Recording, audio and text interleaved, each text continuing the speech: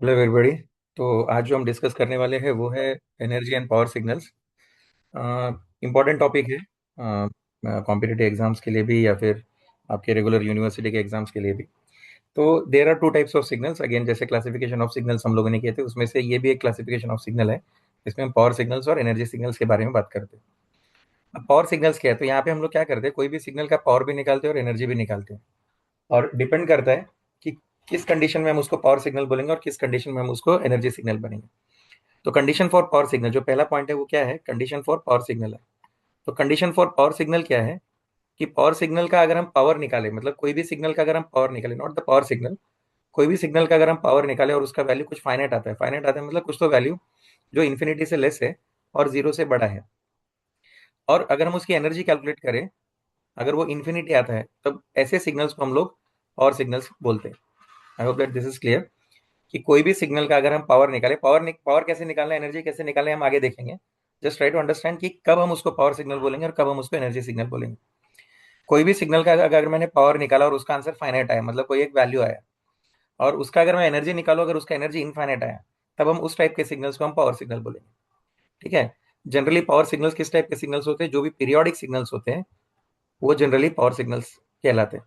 Periodic signals मेरे ख्याल से याद रखने के लिए इजी है, पी फॉर पीरियोडिक और पी फॉर पावर। मतलब अगर कोई सिग्नल पीरियोडिक सिग्नल है तो जनरली वो सिग्नल, ये मान के चलो कि वो पावर सिग्नल है, तो उसका पावर फाइनाइट आएगा और एनर्जी इनफाइनाइट आएगा। Now the next thing is that we have to understand about energy signals.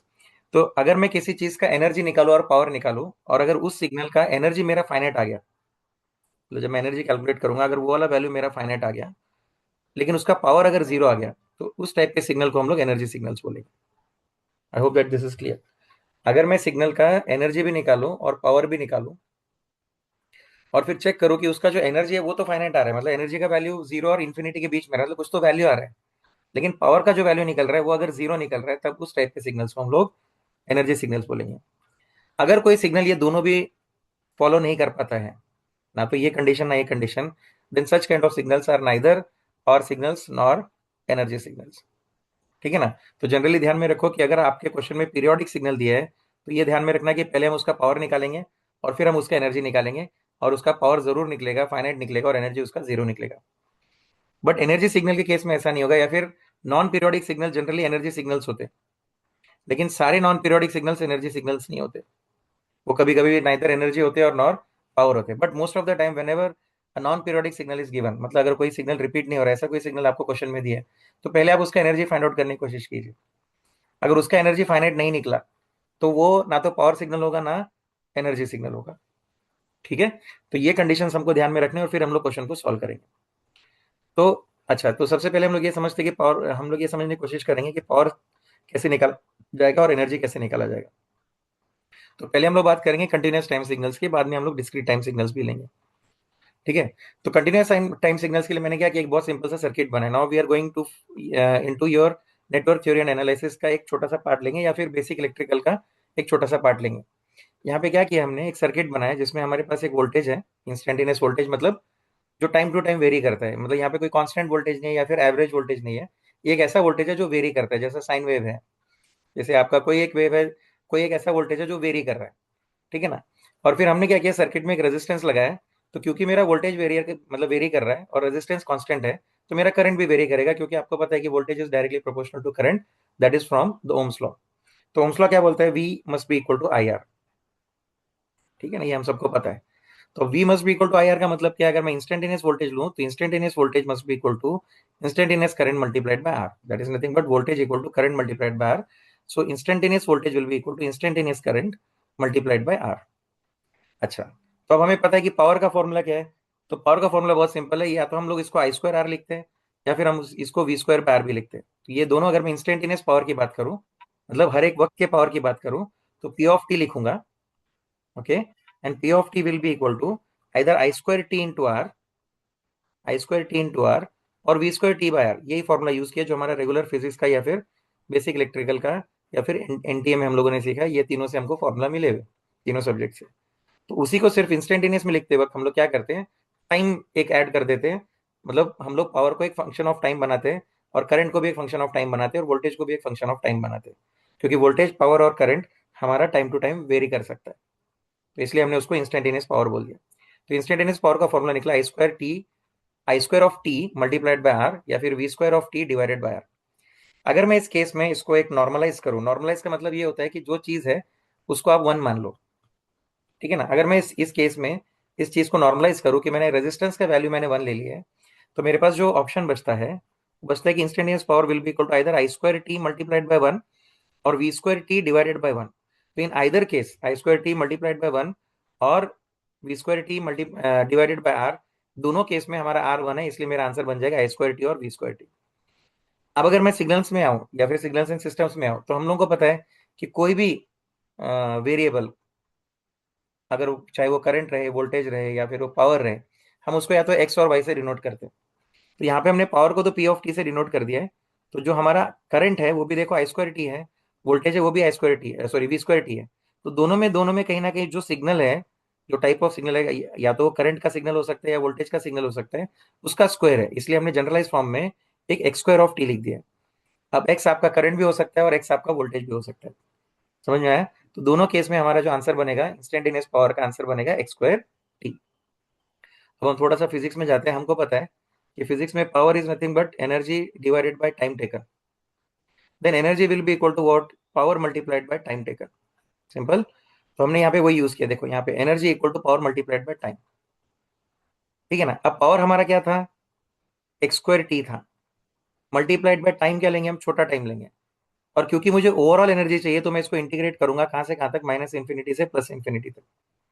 मतलब क्या है कि आप इंस्टेंटेनियस सिग्नल का आप एनर्जी निकाल रहे हो और फिर उसको क्या कर रहे हो, माइनस इंफिनिटी से लेके प्लस इंफिनिटी तक, जहां तक सिग्नल अवेलेबल है उस सबको आप ऐड कर रहे हो, तो आपको ओवरऑल एनर्जी मिलेगा, ठीक है ना।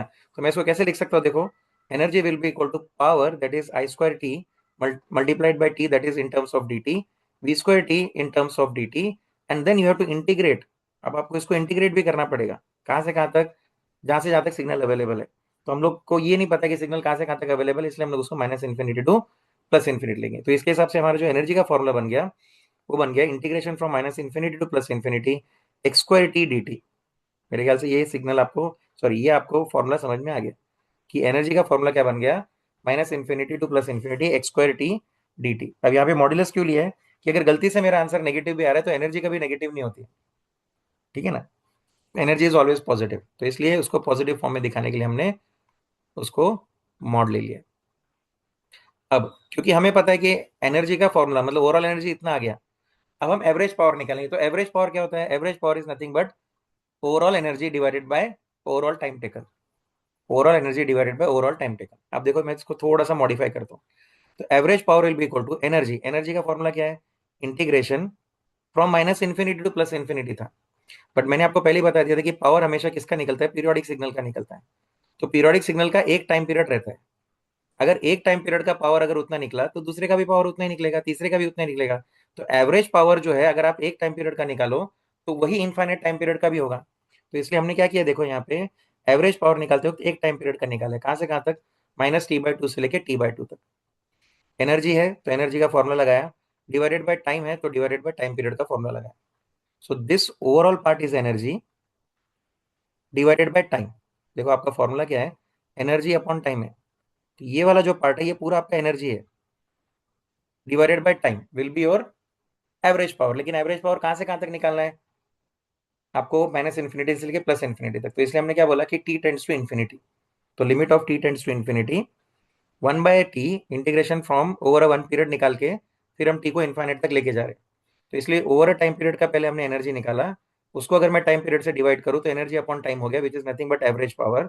और फिर लिमिट किस लिए लगाया, because we want to find out the power of average power of overall signal, ठीक है ना। अब मैंने minus t by two plus t by two लिया, तो इसका मतलब कितना हो गया, माइनस टी बाई टू से लेके प्लस टी बाई टू का अगर गैप देखे तो भी टी हुआ। मैं इसको एक और तरीके से लिख सकता था, जीरो टू टी, तभी मेरा ओवरऑल टाइम पीरियड कितना होता, टी होता। तो इसको आप दो तरीके से लिख सकते हो डिपेंडिंग अपॉन क्वेश्चन। अगर उसमें सिग्नल ऐसा दिया है कि वो जीरो से लेके वेरी कर रहा है एक टाइम पीरियड, तो जीरो टू टी लो। अगर वो ऐसा दिखा रहा है नहीं, आपका जो सिग्नल है वो ऐसा वेरी कर रहा है माइनस टी बाई टू से लेके टी बाई टू तक, फिर रिपीट कर रहा है, तब आप उसको माइनस टी बाई टू से लेके प्लस टी बाई टू तक, दोनों का आंसर सेम आएगा। तो इसलिए यहाँ पे मैंने एक और फॉर्मूला भी दिया कि इसी फॉर्मूला को हम लोग कैसे लिख सकते हैं, limit as t tends to infinity one over t integration from zero to t, instead of minus t by two to plus t by two, यहाँ पे क्या किया हमने, जीरो टू टी लिया है, बाकी सब सेम है, x square t D T, right. ठीक है, अब अगर मैं इसी को डिस्क्रीट में करना चाहूँ, देखो अभी हमारे पास दो फॉर्मूला है, एक एनर्जी का और एक पावर का। अब आपको पता है कि डिस्क्रीट टाइम सिग्नल में हमारा जो एक्स ऑफ टी है वो एक्स ऑफ एन हो जाता है, इंटीग्रेशन जो है वो हमारा समेशन हो जाता है, और कैपिटल टी जो है वो हमारा कैपिटल एन हो जाता है। सिंपल सी बात है। हम लोग एक्स ऑफ टी को किससे रिप्लेस करते हैं, एक्स ऑफ एन से। इंटीग्रेशन को किससे रिप्लेस करेंगे, समेशन के से। और टाइम पीरियड को हम लोग कैपिटल एन से रिप्लेस करेंगे। That is only thing that we need to do. Rest of the thing will remain same as the formula, because signal signal ही होता है, चाहे वो आप डिस्क्रीट लो या कंटिन्यूस लो। देखो इसलिए हमारा फॉर्मूला क्या बन गया, वहां पे क्या था, एनर्जी इक्वल टू इंटीग्रेशन था, integration from minus infinity to plus infinity x square t D t था। यहाँ पे n equal to minus infinity to plus infinity x square n हो गया, क्योंकि इंटीग्रेशन में डी टी लगता है, समेशन में नहीं लगता है, तो इसलिए यहाँ पे इतना आ गया। अच्छा, पावर का फॉर्मूला क्या बन गया, लिमिट एज एन, वहां पे टी टेंड्स टू इन्फिनिटी था, तो यहाँ देखो यहाँ पे टी टेंड्स टू इन्फिनिटी है, हमने यहाँ पे एन टेंड्स टू इन्फिनिटी लिया है, यहाँ पे वन ओवर टी लिया है। अच्छा, यहाँ पे देखो मैंने क्या किया है, माइनस एन से लेके प्लस एन तक लिया है, माइनस एन से लेके प्लस एन तक, तो n minus of minus n कितना हो गया, टू एन, प्लस जीरो का एक वैल्यू रहता है, तो इसलिए कितना हो गया, टू एन प्लस वन। इसलिए देखो जो टोटल ओवरऑल डिस्टेंस है, कहाँ से कहाँ तक, माइनस एन से लेके प्लस एन तक का, इंक्लूडिंग जीरो, तो ये यहाँ से यहाँ तक एन, यहाँ से यहाँ तक एन, और ये एक वन, तो ऐसे टोटल कितने मतलब वैल्यूज हो गए हमारे पास, two N plus one values हो गए। इसलिए देखो ओवरऑल टाइम पीरियड कितना हो गया यहाँ पे, one divided by two N plus one. Summation कहाँ से कहाँ तक वेरी कर रहा है, माइनस एन से लेके प्लस एन तक, तो माइनस एन से लेके प्लस एन तक x square n, same formula है जो हमारा ऊपर था, सिर्फ हमने चेंजेस क्या किए, टी को कैपिटल एन से रिप्लेस किया है, minus t by two to plus t by two को हमने माइनस एन से प्लस एन तक वेरी किया है, इसलिए टू एन प्लस वन आ जाएगा। और limit as t tends to infinity के बजाय यहाँ पे हमने limit as n tends to infinity लिया। अगर मैं जीरो टू एन ले रहा हूँ, अगर सपोज मैं जीरो टू एन ले रहा हूँ, for example zero to five ले रहा हूँ, तो जीरो टू फाइव के बीच में कितने वैल्यूज आते हैं, सिक्स आते हैं, zero one to three four five, total six values, मतलब कितने हो गए, एन प्लस वन। इसलिए देखो इसी को मैं एक और टाइप से कैसे लिख सकता हूँ, limit as n tends to infinity. अगर मैं समेशन, जैसे यहाँ पे मैंने जीरो टू टी लिया था ऊपर वाले केस में, अगर मैं यहाँ पे जीरो टू एन ले रहा हूँ, तो उसको डिवाइड बाय किससे करना पड़ेगा, एवरेज निकालना है ना, तो divided by total values, total values कितने हमारे निकल गए, एन प्लस वन। जैसे for example zero to four लेता हूँ, तो कितने हो जाएंगे, टोटल फाइव वैल्यूज होते हैं, zero one to three four. Similarly अगर मैं माइनस टू टू टू ले रहा हूँ, ये वाले केस का समझा रहा हूँ मैं, कैसे टू एन प्लस वन होता है देखो, तो माइनस टू से लेके प्लस टू के बीच में minus two minus one, zero one two, तो टोटल कितने वैल्यू हो गए, एक दो तीन चार पाँच, मतलब two times of n, n कितना था हमारा, टू था, प्लस वन। अगर मैं माइनस थ्री से लेके प्लस थ्री तक जाऊँ, तो minus three minus two minus one, zero one to और थ्री, तो टोटल कितने वैल्यू हो गए, तीन इधर एक बीच का वैल्यू, मतलब टोटल सात वैल्यू हो गए, मतलब two multiplied by n, n कितना हमारा थ्री, थ्री प्लस वन, मतलब कितना हो गया, seven. So that is why अगर आप माइनस एन से लेके प्लस एन तक ले रहे हो, माइनस एन से लेके प्लस एन तक ले रहे हो, तो always two N plus one division factor होगा। अगर आप जीरो टू एन ले रहे हो, तो n plus one will be the division factor. I hope that all the formula for discrete as well as for continuous it is clear. ठीक है, अब हम आते हैं पहले क्वेश्चन के ऊपर। तो पहले हमें क्या देखना है कि हमारा क्वेश्चन कैसा है, पीरियोडिक है या नॉन पीरियोडिक है। तो अभी फिलहाल आपको दिख रहा है कि हमारा जो क्वेश्चन दिख रहा है ये नॉन पीरियोडिक है, ये रिपीट नहीं कर रहा है सिग्नल अपने आप को। ठीक है ना, इसका वैल्यू जो टाइम है वो जीरो टू टू तक वेरी कर रहा है, और मैग्नीट्यूड जो है वो टू है थ्रू आउट। तो हम क्या करेंगे, क्योंकि ये नॉन पीरियोडिक सिग्नल है, तो पहले हम इसकी एनर्जी निकालेंगे, फाइनाइट आएगा कि नहीं आएगा चेक करेंगे, और फिर हम लोग आगे बात करेंगे। तो यहाँ पे हमने एनर्जी निकाला, तो एनर्जी का फॉर्मूला क्या, माइनस इन्फिनिटी से लेकर plus infinity x square of T D T, x square of T modulus D T. अच्छा, अब आपको पता है कि माइनस इन्फिनिटी से लेकर प्लस इन्फिनिटी तक, अगर मैं इसको तीन भाग में डिवाइड करूं, तो माइनस इन्फिनिटी टू जीरो यहाँ तक, then zero to two second integration, third integration हमारा होगा टू से लेके इन्फिनिटी तक, तो minus infinity to zero, zero to two, और टू टू इन्फिनिटी। अब माइनस इन्फिनिटी से लेके जीरो के बीच में मेरा सिग्नल ही नहीं है, अगर मेरा सिग्नल ही नहीं है तो उसका एनर्जी भी जीरो होगा। टू से लेके इन्फिनिटी तक भी मेरा सिग्नल नहीं है, तो इसका मतलब वहां पे भी मेरा सिग्नल का एनर्जी कितना होगा, जीरो होगा। तो मेरा जहां पे सिग्नल प्रेजेंट है उसका एनर्जी निकलेगा, इट इज बट ऑब्वियस। अच्छा, मेरा सिग्नल कहां से कहां तक प्रेजेंट है, जीरो से लेके टू तक, तो जो मेरा इंटीग्रेशन माइनस इन्फिनिटी से लेके प्लस इन्फिनिटी तक जा रहा था, अब मैंने उसको कहां से कहां तक चेंज कर दिया, जीरो से लेके टू तक, क्योंकि मेरा सिग्नल ही अवेलेबल है बिटवीन जीरो टू टू, तो एनर्जी तो वही मिलेगा जहां पे सिग्नल है, जहां पे सिग्नल ही नहीं है वहां कहां से एनर्जी मिलेगा। तो ये एनर्जी कैलकुलेट करने की जरूरत नहीं है, इसके आगे की कैलकुलेट करने की जरूरत नहीं है, सिर्फ इतना से कैलकुलेट करना है, क्योंकि यहीं पे सिग्नल अवेलेबल है। इसलिए हमारा जो इंटीग्रेशन का जो टर्म है, या फिर जो हम लोग बोलेंगे ना लिमिट्स, वो जीरो टू टू तक वेरी कर रहा है। अच्छा, उसके बीच में मेरा एक्स ऑफ टी कितना है? एक्स ऑफ टी मेरा 2 है, बट मुझे उसका स्क्वायर करना है। तो 2 का स्क्वायर किया विद रिस्पेक्ट टू टी। अब 2 का स्क्वायर 4 होता है, 4 इज अ कांस्टेंट, आप इसको बाहर ले लो। तो 4 मैंने बाहर ले लिया, इंटीग्रेशन कहां से कहां तक बच गया, 0 to 2 जैसे वैसे लिखा है। अंदर यहाँ पे कुछ नहीं बचा है, मतलब 1 बच गया विद रिस्पेक्ट टू टी। अब आपको पता है कि 1 का integration with respect to t कितना होगा, टी होगा। Upper limit is 2, lower limit is 0। 4 हमने बाहर ले लिया था ऑलरेडी। अब पहले अपर लिमिट सब्स्टिट्यूट करेंगे तो हो जाएगा 2, माइनस टी के बदले लोअर लिमिट सब्स्टिट्यूट करेंगे तो हो जाएगा 0। 2 minus 0 is 2, 2 multiplied by 4 is 8, तो इसलिए हमारा आंसर 8 जूल आ गया। अच्छा, यहाँ पे एनर्जी फाइनाइट आ रहा है, इसका मतलब ये कौन सा सिग्नल हो गया, एनर्जी हो गया।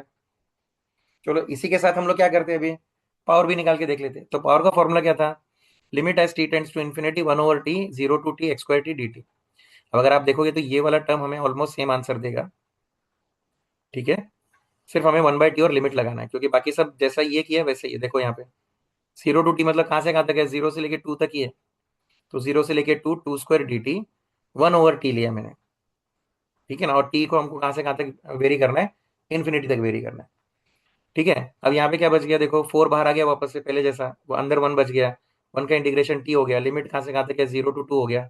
तो ये आ गया आपका 4 into bracket upper limit minus lower limit. Upper limit is 2, तो टी के बदले 2 रखेंगे, और 0 तो टी के बदले 0 रखेंगे, तो 2 माइनस 0, तो वापस से कितना हो गया, 8 हो गया। तो हमारा ओवरऑल आंसर हो गया limit as t tends to infinity 8/t, right. हमारा ओवरऑल आंसर क्या हो गया, limit as t tends to infinity 8/t। अब अगर मैं टी का वैल्यू यहाँ पे इन्फाइनाइट रखूँ तो मेरा आंसर कितना आएगा। अगर इन्फिनिटी डिनोमिनेटर में है तो हम उसका आंसर कितना पकड़ते हैं, 0 पकड़ते हैं, इसलिए मेरा पावर 0 आएगा। अब आप बोलोगे सर पावर 0 कैसे क्या आ गया, जब वहां पे एनर्जी है तो पावर 0 कैसे आ गया। तो यहाँ पे थोड़ा सा समझने की कोशिश करो, बहुत सिंपल सा कॉन्सेप्ट है कि पावर क्यों 0 आता है नॉन पीरियोडिक सिग्नल का।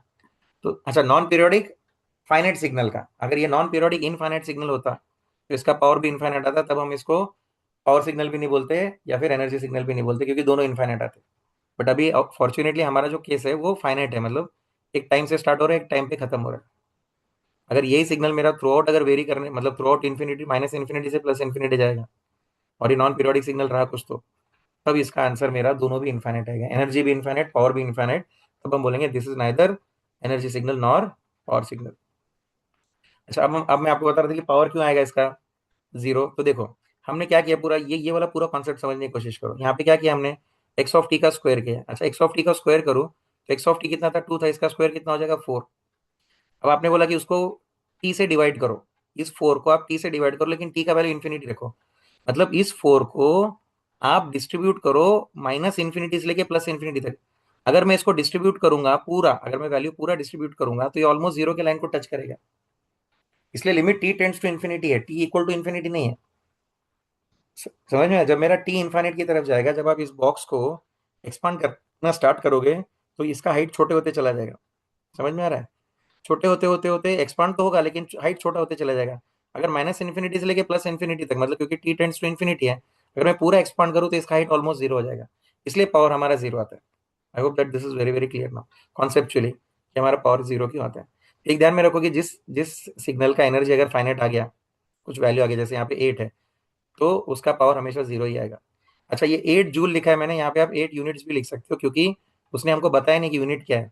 तो एक जनरल फॉर्म में हम उसको यूनिट्स भी लिख सकते हैं, ठीक है ना। जनरली हमें पता है कि एनर्जी जूल में मेजर किया जाए, इसलिए मैंने 8 जूल लिखा है। बट अगर उसने कुछ भी नहीं दिया तो 8 यूनिट्स भी लिख सकते हैं। यहाँ पे पावर ऑफ 0 वैट भी लिख सकते हो, नहीं तो पावर ऑफ 0 यूनिट्स भी लिख सकते हो। समझ में आ रहा है? तो जनरल फॉर्म में लिखना है तो यूनिट लिखो। अगर आपको याद है उसका एनर्जी का यूनिट क्या है या पावर का यूनिट क्या है, तब आप उसको जो है वैट नहीं तो जूल्स में लिखो। यहाँ पे एक और क्वेश्चन है, x of t equal to e raise to minus t you of t. अब आपको पता है e raise to minus t कैसा दिखता है।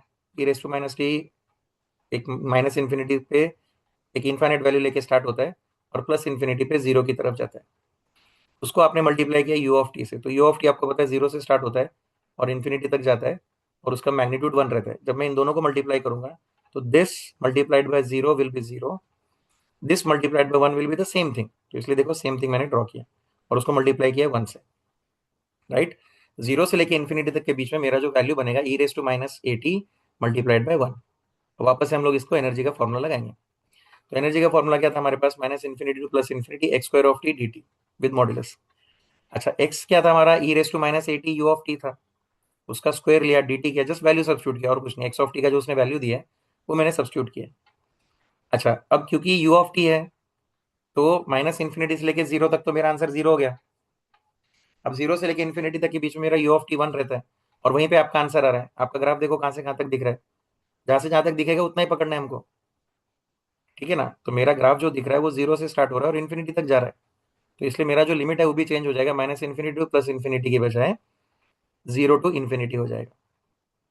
देखो यहाँ पे जीरो टू इन्फिनिटी हमने इसको चेंज कर दिया, zero to infinity, e raise to minus a t वैसे ही था और वहां पे यू ऑफ टी का वैल्यू वन था इसलिए वन ले लिया।